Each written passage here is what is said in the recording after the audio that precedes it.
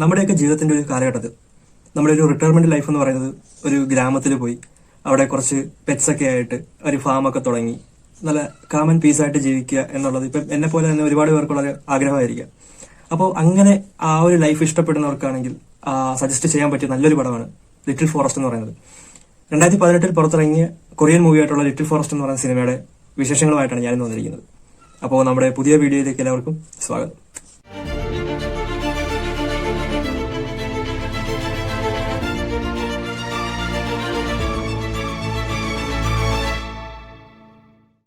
നമ്മളെല്ലാം കൊതിപ്പിക്കുന്ന രീതിയിലുള്ള സിനിമ. അവിടുത്തെ ജീവിത രീതികളായാലും ഭക്ഷണങ്ങളായാലും അല്ലെങ്കിൽ അവിടുത്തെ ക്ലൈമറ്റ് ആയാലും ആ ഒരു എന്തുകൊണ്ടും അവിടുത്തെ ആ ഒരു ഫ്രെയിംസുകൾ എങ്ങോട്ട് നോക്കിയാലും വളരെ ഭംഗിയുള്ള കാഴ്ചകൾ മാത്രം.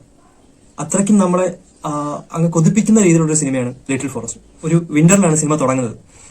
യൂണിവേഴ്സിറ്റി എക്സാം ഫെയിലായിട്ട് അവിടുന്ന് ആ ഒരു തിരക്ക് പഠിച്ച ലൈഫിൽ നിന്ന് എസ്കേപ്പായി സ്വന്തം ഗ്രാമത്തിലേക്ക് വരുന്ന നായിക അവരുടെ വീട്ടിൽ വന്ന് അവിടുന്ന് ഒരു ലൈഫ് തുടങ്ങുക.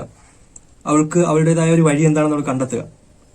പ്രധാന റോളിൽ വന്നിരിക്കുന്നത് കിം ടേറിയാണ്. ഹാൻഡ് മെയ്ഡൻ സിനിമ കണ്ട പലർക്കും അറിയാവുന്ന നായികയാണ് കിം ടേറി. ഇതിൽ നല്ലൊരു റോളാണ്. അതായത് ഒരു ഗ്രാമീണ പെൺകുട്ടി, അവളുടെ നിഷ്കളങ്കത എല്ലാം നമുക്ക് ഫീൽ ആവുന്ന രീതിയിലാണ് ഇതിന്റെ ഡയറക്ടർ അത് ചെയ്തു വെച്ചിട്ടുള്ളത്. അല്ലെങ്കിൽ ഇത് അഭിനയിച്ചവർ തന്നെ നമുക്ക് ആ ഒരു രീതിയിൽ കൺവേ ചെയ്തിട്ടുള്ളത്. സിറ്റിയിലെ തിരക്ക് പിടിച്ച ജീവിതത്തിൽ നിന്ന് നാട്ടിലേക്ക് വരുന്ന നായിക അവിടെ അവരുടെ ഫ്രണ്ട്സിന്റെ ഒക്കെ കൂടെ കൃഷി ചെയ്യുകയും സ്വന്തം കാര്യം നോക്കി അല്ലെങ്കിൽ സ്വന്തം ആയിട്ട് കൃഷി ചെയ്ത ഫുഡ് എടുത്ത് അത് ഭക്ഷണം ചെയ്ത് കഴിക്കുക, അതൊക്കെയാണ് സിനിമയിൽ കാണിച്ചു വരുന്നത്. എല്ലാ സിനിമയിലും പോലെ വില്ലന്മാര് അല്ലെങ്കിൽ അടി ഇടി വഴക്ക് ഒരു സെന്റി സീൻ ഇതൊന്നും തന്നെ ഈ സിനിമയിലില്ല. ഒരു ഫീൽ ഗുഡ് എന്ന് പറഞ്ഞ സാധനം നമുക്ക് എഴുതി വെക്കാൻ പറ്റുന്ന രീതിയിലുള്ള ഒരു സിനിമയാണ് ലിറ്റിൽ ഫോറസ്റ്റ്. ഈ സിനിമയിൽ 4 സീസണും കാണിച്ചു വന്നിട്ടുണ്ട്. വിന്ററിൽ തുടങ്ങി പിന്നീട് സ്പ്രിങ്ങിലേക്ക് പോയി, അവിടുന്ന് പിന്നെ സമ്മറായി ഓട്ടമായി.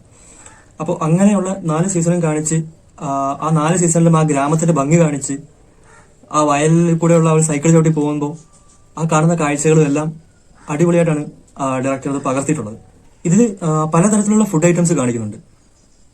അവിടുന്ന് തന്നെ അവർ കൃഷി ചെയ്ത സ്ഥലത്ത് നിന്ന് എടുത്തുകൊണ്ട് വരുന്ന വെജിറ്റബിൾസ് വെച്ചിട്ടായാലും ആ ക്യാബേജ് ലീവ്സ് ഒക്കെ ഫ്രൈ ചെയ്ത് കഴിക്കുന്നത്, അതൊക്കെ നമുക്കത് എത്രത്തോളം കഴിക്കാൻ പറ്റുമെന്ന് അറിയില്ല. കാരണം പക്ഷെ അത് ഉണ്ടാക്കി വെച്ചിട്ട് അവരത് കഴിക്കുമ്പോൾ നമുക്ക് തന്നെ കൊതി തോന്നിപ്പോകും. അതുപോലെയാണ് അത് പ്രസന്റ് ചെയ്യുന്നത്. അതേപോലെ ഓരോ പൂക്കളൊക്കെ എടുത്തിട്ട് ജസ്റ്റ് എണ്ണയിൽ മുക്കി പൊരിച്ച് കഴിക്കുന്ന സീനൊക്കെ ഉണ്ട്.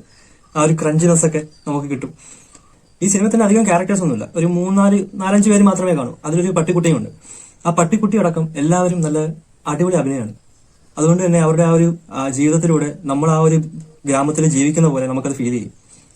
ഒരു ആപ്പിൾ തോട്ടവും തക്കാളി തോട്ടവും ഒക്കെ ആയിട്ട് ആ തക്കാളിയൊക്കെ കഴിക്കാത്തവർ, ആ തക്കാളി ഇഷ്ടമല്ലാത്തവർ പോലും ഈ ഒരു സിനിമ കണ്ടു കഴിഞ്ഞാൽ അത് കഴിച്ചു നോക്കാൻ തോന്നും.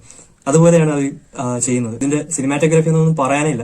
കാരണം ഞാൻ പറഞ്ഞ പോലെ തന്നെ ഓരോ ഫ്രെയിംസും നമ്മൾ എങ്ങോട്ട് നോക്കിയാലും അത് എങ്ങനെയൊക്കെ ചെയ്തു വെച്ചിട്ടുണ്ടെന്നുള്ളത് ആ സിനിമ കണ്ടു കഴിയുമ്പോൾ നമുക്കത് മനസ്സിലാവും. കാരണം ആ ഗ്രാമത്തിന്റെ ഭംഗി അത് എങ്ങനെയാണ് അത് പറഞ്ഞു തരാമെന്ന് എനിക്ക് അറിയത്തില്ല. നിങ്ങളത് കണ്ടു നോക്കുക. കണ്ടു നോക്കിയാൽ നിങ്ങൾക്ക് ഉറപ്പായിട്ടും ഇഷ്ടപ്പെടും. ഇതെന്ന് പറയുന്നത് ഒരു മാംഗ വെർഷനാണ്. അനിമൽ ഫാൻസിന് അറിയാം മാംഗ എന്താണെന്നുള്ളത്. അപ്പൊ അതിന്റെ ഒരു അഡാപ്റ്റേഷൻ ആയിട്ട് ജാപ്പനീസിൽ 2 മൂവീസ് 2014-16 ഈ 2 സീസൺ ആയിട്ട് 2 മൂവീസ് ഇറങ്ങിയിട്ടുണ്ട്. അതിന്റെ എല്ലാം കൂടെ ഒറ്റ വെർഷൻ ആയിട്ട്, അതായത് 4 സീസണും കൂടി ആയിട്ടാണ് ഈ ഒരു കൊറിയൻ വെർഷൻ സിനിമ ഇറങ്ങിയിരിക്കുന്നത്. ഇതെല്ലാം മാംഗ അഡാപ്റ്റേഷൻ ആണ്. അപ്പോൾ നിങ്ങൾക്ക് എപ്പോഴെങ്കിലും കാണാൻ തോന്നിയ ജസ്റ്റ് ഒന്ന് എടുത്ത് കണ്ടു നോക്കുക. പടം ഒരിക്കലും നിങ്ങൾക്ക് നിരാശപ്പെടില്ല. കാരണം അത് കണ്ടു കഴിയുമ്പോൾ ഇതിന്റെ അവസാനം ഒരു സോങ് ഉൾപ്പെടെ ഉണ്ട് എഴുതി കാണിക്കുന്ന സമയത്ത്.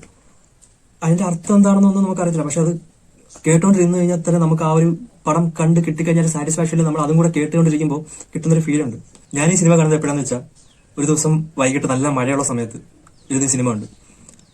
ആ ഒരു വൈബില് ആ സിനിമ കണ്ടു കഴിഞ്ഞിട്ട് ഈ പറയുന്ന ആ ഒരു ക്രെഡിറ്റ് സീനിൽ വരുന്ന ആ ഒരു പാട്ടും ഒക്കെ കേട്ട് ഞാൻ ഇങ്ങനെ ആ മഴയത്ത് നോക്കി കിടന്നു.